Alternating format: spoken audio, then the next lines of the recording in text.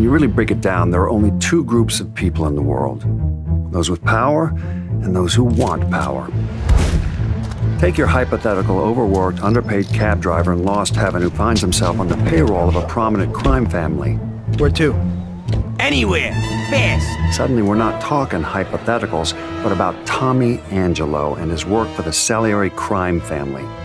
But there are times when the work doesn't fit the man.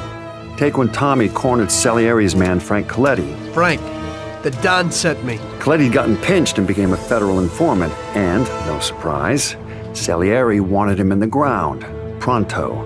Coletti told Tommy he did what he needed to do to protect his family, and there was something about his story. The wife, the kid, it hit home for Tommy, and Coletti walked. When Salieri found out, he ordered a hit on Tommy, and that's when Tommy Angelo did what was best for his own wife and kid, entered witness protection.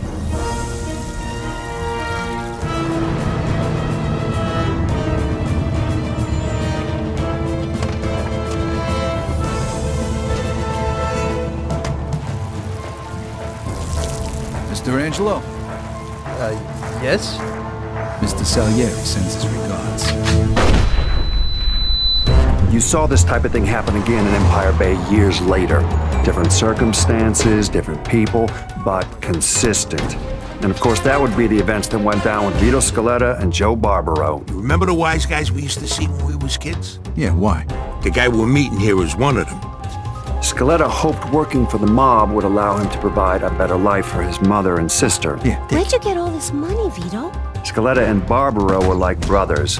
In those days, you were hard-pressed to be able to hire one and not end up with the other at his side. You have to understand, the mob's a group of people who do just about anything to get what they want. Sure, they may throw around words like family, but there's no such thing as loyalty in their world, not really. What'd they tell you, Vito?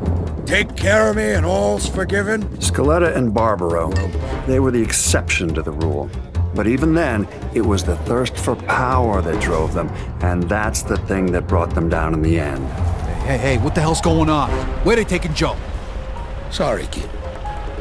Joe wasn't part of our deal. Which, of course, is how Scaletta ended up working out of a shithole in New Bordeaux. Now, you could make a compelling case that without Scaletta, you'd have never had New Bordeaux's own crime boss, Lincoln Clay. Lincoln was born with nothing. Essentially, grew up with nothing. That is, until he met Sammy Robinson.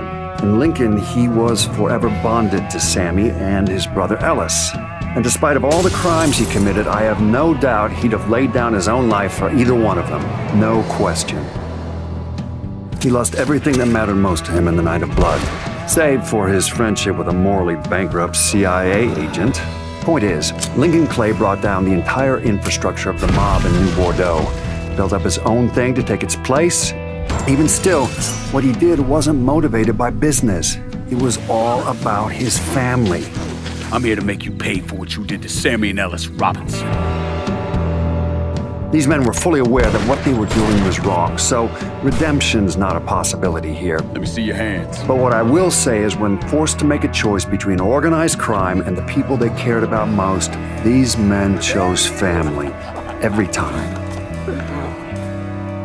Of course, as long as you've got people who are willing to steal, maim, torture, and murder to get ahead, you're never getting rid of the mob.